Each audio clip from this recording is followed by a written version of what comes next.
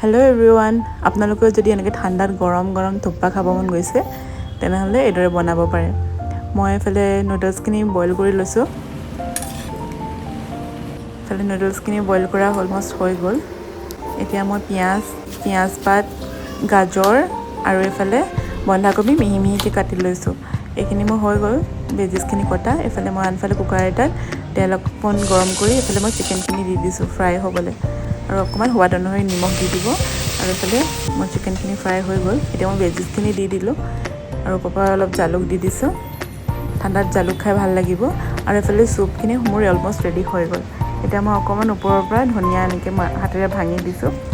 এইফালে দুটা বাউল ওলাই ল'লোঁ। মই বাউলত মই নুডলছখিনি ঢালি লৈছোঁ প্ৰথমতে। তাৰ ওপৰৰ পৰা মই গৰম গৰম এনেকৈ চুপখিনি ঢালি দিছোঁ।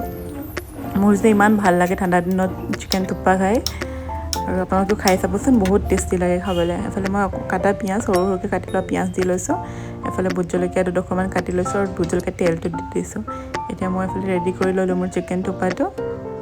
থুপ্পা খাই কেনেকুৱা লাগিছে? থুপ্পা খাই কেনেকুৱা লাগিছে?